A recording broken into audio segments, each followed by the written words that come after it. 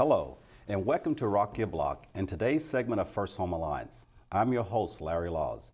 On this segment, we share with you experts in the field of housing, and we also share the stories of local residents as it pertains to housing.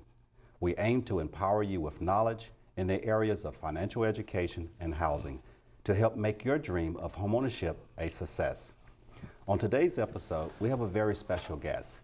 He is an electrical and mechanical technician for a Northern Virginia transportation company.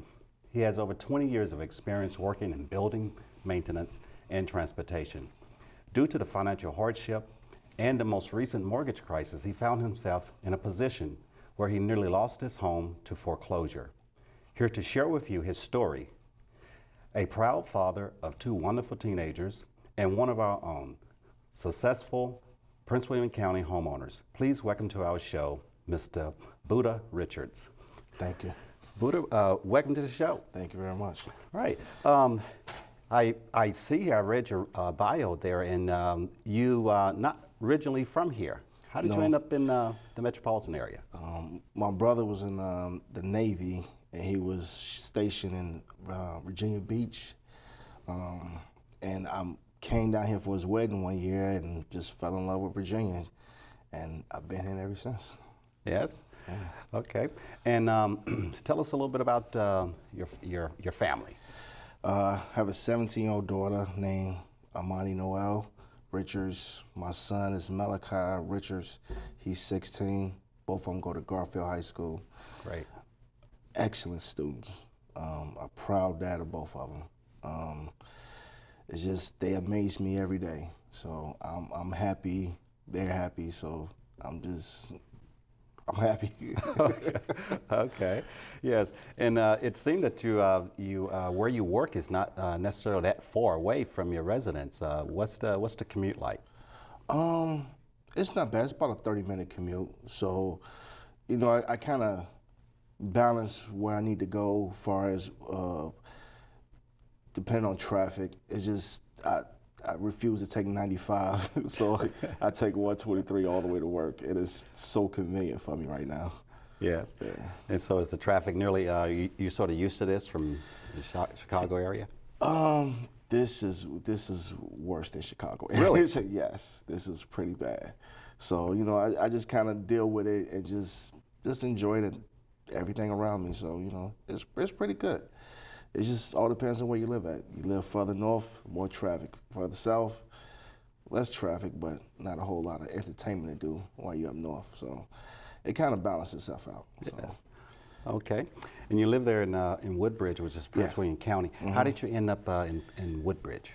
I have family down here. I got two aunties that live here, a lot of cousins. And it was just, I decided to move in this area because it was more money. Than living in Virginia Beach. So when I did that, the doors just opened up for me. So it was just a good experience for me just moving down here. As far as that, my family has always been there with me through all my trials and tribulations. So it's been good. Yes. And so I guess when did you come into the area? Probably about 10 years, maybe 10, 11 years ago. Because I moved from Virginia Beach to Woodbridge. So I've been in Virginia for about 20, 21 years, you know, just being here. But in Woodbridge, about 10 years. Okay. Yeah. And so you purchased maybe around 2004 or so? Yeah, okay. 2004, 2005. And how was the housing market when you purchased? It wasn't bad. It was a buyer's market. Okay. So what I did was, my goal was to not, since I was in maintenance, I didn't want to find something to already built up. So I found something I could fix on my own. So I just found that decent house. When I first saw it, I saw it on the internet and it looked like a little shack. I was like, what is this? So, and I went there in the middle of the night with the real estate guy with a flashlight. And I walked in, and my eyes just buckled, like, are you serious? I'm like, is this all? And I kept asking him, let me look at the contract. And I was like, wait a minute, is you serious? I'm like, so I ended up going in the basement, and it was just It ended up being from 3 bedrooms to 5 bedrooms. And I was like, what a contract at? And I signed it in the dark at night. I was like, I'm not losing this house. And Yes. when I got it and went to sign, did the title and everything, and I went in, I gutted that entire house and redid everything in there. So, All right. And so I guess you built up quite a bit of equity. Maybe around yeah. 2007, how much did your value had you increased the value? How much? when I actually originally purchased the house, I had over 150,000 equity into the house when I signed the documents. Then when the market crashed, it just dropped. So it came back up dramatically in that area. So I'm happy for that. So I got a lot more. Still got equity in the house. Yes. But just a little bit slight less than what I had when I first bought the house. So it's still there. So it did not lose value. Not like some people lost value on their houses. Okay. So, lost and never regained. And so Yeah. it sounded like maybe it took a dip, but yeah, it was a lot of people in that area that they came when I was there. They was there. Then 2-3 years later, they just left. Yes. So and so from what I understand, I guess about this time the market had went down, some economic. How was your situation, say maybe 5 years ago? it was kind of up and down. I was married, divorced, and it was just an uphill battle. So when me and the kids' mother, we had split up, I was just no extra income coming in, and I was sitting there saying to myself, I was like, I admire the women in this world, because I don't know how they can raise these children by themselves like this. And I'm shaking my head like, I gotta pay all the bills, I gotta feed them, I gotta go to school, I gotta do this. I was like, how do they do this? And it's just, I had to just knuckle up and just do what I had to do, just being a father, and just keep letting them know that I'm there for them and not giving up. And it was just, I just kept doing what I had to do, and that's when the whole situation happened with the market and the loss of money. Then it kind of got flaky with the mortgage, and that's how I ended up with you all. So. Yes. Now, during this time, I mean, you was super dad, and so what is a typical day? With typical kids, day is work. Yeah. How do you handle that? It was more, Daddy, I need this. Daddy, I need that. It's like, what do I get a break? Like, can I just sit here for 30 minutes? Just give me 30 minutes right quick. But it was fine. They knew that if they called me, if whatever they needed, I was there for them. They knew that. It was something I had to get used to. Yes. So I mean, I tell anyone, it's what you want to do as a person. Yes. So I just did it, and it was just when the whole thing happened with the house, and I kept telling myself, I am not gonna lose my houses. I don't care what no one say. I'm not losing my home, and I just kept doing what I had to do to get it. And so during this time, I guess he was going through a separation, and separation, divorce. And it sounded like that. Was there your job? How was your job situation along with the divorce? What I did it was more as the market was crashed. When the market crashed, a lot of jobs crashed. So my title as the maintenance director kind of diminished. So I was out of work for a couple of months. And it was during that period, the Obama came into office, and they want to send people back to school. Okay. So I took advantage. I said, instead of me, I already got my associate degree in business. So I said, maybe it's something else I could look forward to. So I decided to go get my CDL. And I went to school out there, I think it was Leesburg, not Leesburg, Ladysmith, down 95. And I got my CDL license, and I've been driving ever since. Oh, yeah. So it was a big step from jacking up houses and replacing floorboards and doing appliances to driving a bus. It's a big difference. So sometimes you just got to do what you have to do. Yes. Now, during this career change, going through the divorce, separation during that time period, crisis, the mortgage crisis, and it seemed that your mortgage became a burden. It was a big burden. I mean, because when I originally got the house, it was something that I can afford. So after when I really lost that extra income, because I was the one always paying the mortgage in the house, and the kid's mother paid all the rest of the bills. So I had to take on that load of everything. So, but when I lost the job and the market kind of crashed, it was overwhelming. So what I did was I kept researching and researching, trying to find someone to help, because I had already found the job. So I went back working. Did you try to get your mortgage modification on your own? Yes, I was doing a modification from the time, thinking about it, from the time that the kid's mother, when she left, I was doing a modification on the house. So it was about 2-3 years. And it was the same thing. I faxed over all the documents, everything they needed. I even had some of the secretaries at work helping me. They knew what I was trying to do, and it was the same thing over and over. I'm like, what is wrong with it? What is I'm doing wrong? And at one point, I even got a lawyer to help me.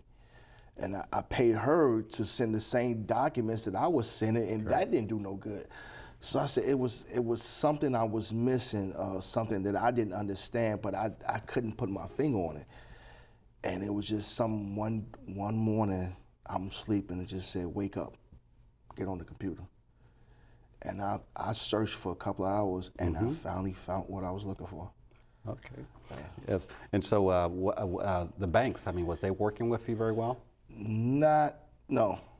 I'm not gonna lie, no. It was just, they'd say, we need these documents, and I would send those documents. I had 2 folders yay thick of all the faxes that I sent of the same documents. And I want to talk more about those banks a little bit after the break. Okay. I want you to hold that thought. We're about a minute before the break, and we're going to take a short break, but stay with us. After the break, we're going to hear more about Mr. Richards' story and his message to other homeowners that may be struggling to make their mortgage payments. We will be right back. Stay tuned. I would like to share with you information on free financial education classes offered by First Home Alliance and encourage you to register and attend. Our class topics include setting your financial goals, managing your money, paying yourself first, restoring credit, establishing and maintaining good credit, identifying and understanding net worth, and most importantly, obtaining your financial fitness goals. First Home Alliance is a not-for-profit, HUD-approved housing counseling agency serving Northern Virginia and the National Capital Area. You can also find other HUD-approved agencies in your area that provide housing counseling services free of charge by searching the HUD website at www.hud.gov. Please don't forget about our free homebuyer classes held every 3rd Saturday of each month. We'll be right back after the break on more financial planning. Welcome back. You're watching Rock Your Block in today's segment of First Home Alliance with our special guest, Mr. Buddah Richards. Buddah, before the break, he was talking about those banks and how difficult it was working with them. Yes, give us a little bit more on that. Dealing with the banks, it was more, you deal with one person, you send anywhere from paycheck stuff, the bank documents, to deeds, whatever they need, anything about your marriage, everything that you need to send them, you would send everything to them. Then they would just sit on it and don't tell you nothing. Then you finally call and say, oh, we need this document. Well, I sent that document. We don't have it.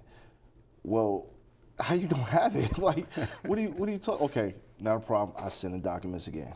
I would send all the people. I kept sending documents. It was a lot of money just sending documents after documents for the same thing, and it just wasn't going nowhere. Yes. It really wasn't. They don't tell you what they. It felt to me it was more like they was trying to get some kind of money out of you, I understand that the banks do what they're supposed to do, but that's what it felt like. It seemed like they were maybe trying to get a payment, no matter what the Some situation, kind of, just give us a payment. Yeah, it wasn't even, they didn't really ask for a payment. It was just more because they know it was in a modification. So they don't ask for a payment. It's just, I guess maybe the closing, the down payment. It's like they was trying to get something, or they was just, maybe if we don't tell them everything we need, we can just take the house back. You know, it was some kind of, it's something that just, it wasn't right to do to people. If you ask me for something, I give that to you. But don't come back and say you need this, and I'm doing this for the next 3 years. Keep giving you these documents and nothing is happening. And I can't go to the bank to find out because they somewhere in some other state somewhere that I can't go to. So, you know, it was pretty bad. It was a lot of deceit. Okay. Deceitfulness. Yes. And so how was your search in reference to finding someone that could help?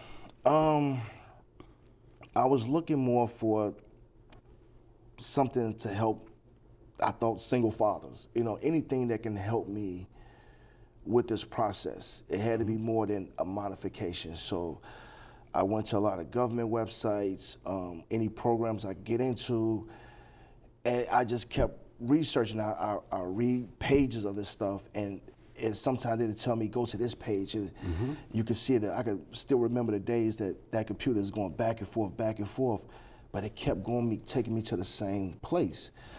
And I just so happened, wrote the number down with the address and got all the information, and I sat on it because I wanted to make sure this is what I was on my way to. Correct. So I kept looking, and it just kept sending me the same place. And I was like, okay. And you ended up finding an organization? Yeah, I found First Home Alliance, and I called, made an appointment, and Miss Charlene, the things she told me made my mouth drop, because I did not know by my mortgage, the FHA, it's rules and regulations that you got to go by as a bank, as a mortgage company. I have a insured loan. Mine is insured. As a matter of fact, your modification was a HAMP, which is the Home Affordable Modification Program. Correct. And the bank didn't do none of that. They didn't want to help. They didn't want to explain. They just send me documents. But Miss Charlene at First Home Alliance, she went step by step and told me, yes, this is, and she was shocked that I didn't know what I had. And I said, you know, how would I know that if no one ever told me? Yes. So now, with this loan that you had, and I guess at the end you ended up getting a modification. Yeah. How much was the difference in your payment prior to the modification as the result of the modification? I believe my mortgage payment, it was about $1,800 a month when I first got the house. Okay. My interest rate was 6.5%. Okay. So, and I didn't know what was gonna happen, and I just put my trust in Charlene. She was like, "Don't worry about it, I got it." But I didn't know the same papers I gave them for 3 years is the same papers I gave her. I didn't have the facts. I just gave her those sheets, and that was it. Yes. And I got a letter. No, I got a call. I was at work one day, right where I'm working at now, and they said, "Mr. Richards, we did a modification on your house, and your interest rate has dropped to 3-point-some%." I dropped to my knees and I cried. I could not believe what she did. And the funny thing about that story, a good friend of mine, my good friend, he just bought a house in Maryland. Correct. And his interest rate is 4-point-something. And while I was on the phone with the bank, he said, "Man, your interest rate lower than mine." I couldn't believe it. I was like, I cannot believe this happened. And I called Miss Charlene. I'm yelling. I'm like, I couldn't believe what happened. And they sent me a letter, told me to go through these process. I gotta pay this for the next 3 months. I said, no problem. I ended up paying it off. Then they sent me. Yeah, that was the trial period. Yeah. The trial, you got your permanent. Yeah, it was just that easy. I just couldn't believe something that easy took so long to do. And I'm like, why the banks don't at least try to tell this to the people, or someone speak up, because it may be people out there right now that's in the same predicament that I was in, you know. But if, like I said, if no one tell you, you will never know what's going on. And that's the honest truth. Someone have to tell everybody what is going on. What are you supposed to do? Because the banks is not going to be truthful what they tell you. They is not going to be truthful. Yes. And so what would be your message to the audience in reference to if there are homeowners out there that are struggling to make their mortgage payment, not knowing where to go? In this area, not everyone would speak up and say, I need help. Right. And so what message would you have for those homeowners?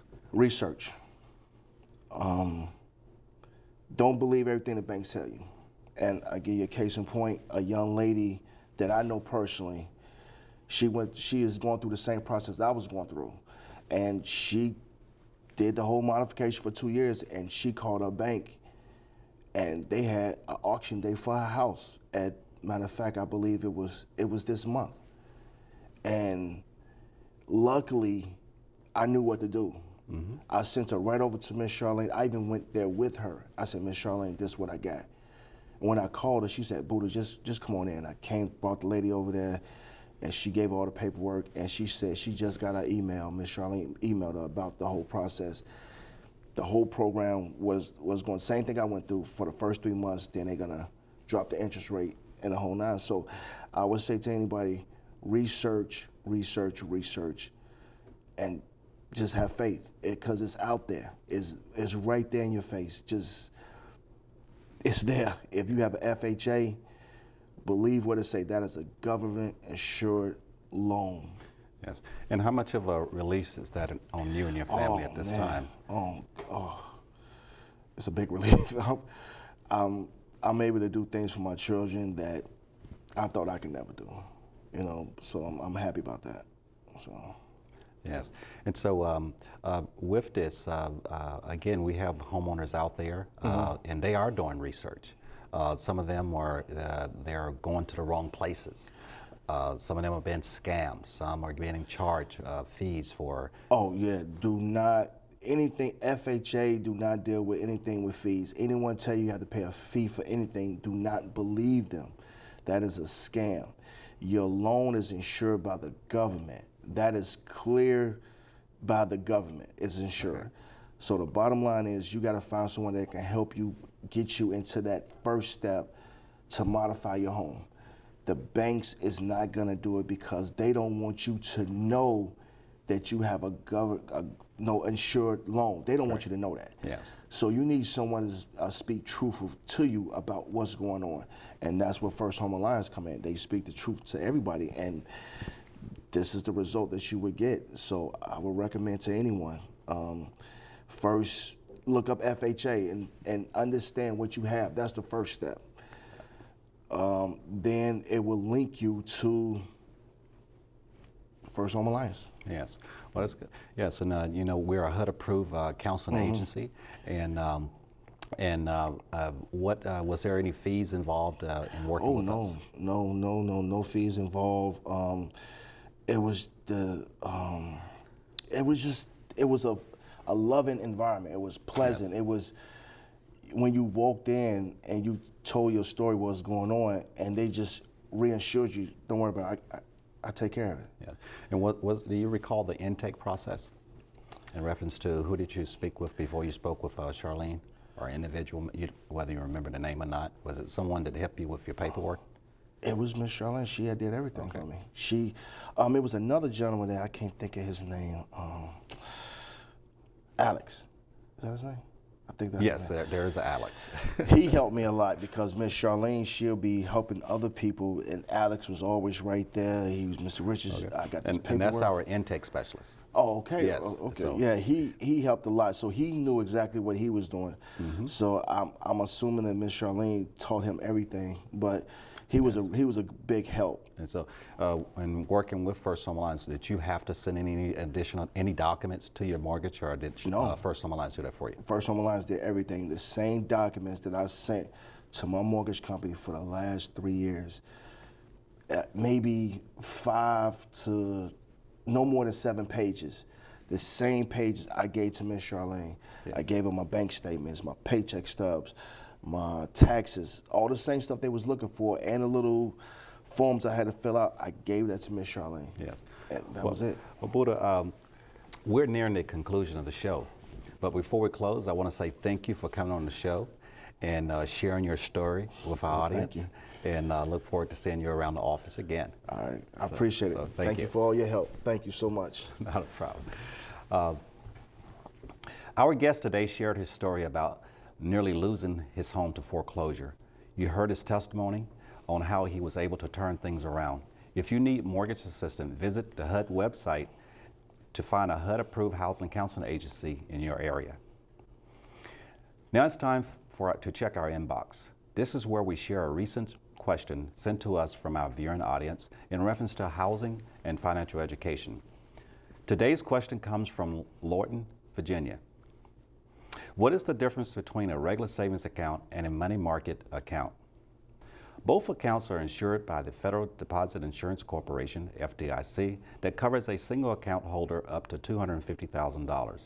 The savings account is the simplest and easiest to open, usually require a low minimum balance, and allows multiple monthly deposits and withdrawals. The money market account at some banks earn a higher interest rate than the savings account, and in many cases offer additional options such as card access and credit writing privileges. Money market accounts may come with restrictions as well, such as minimal balance and limited monthly check writing.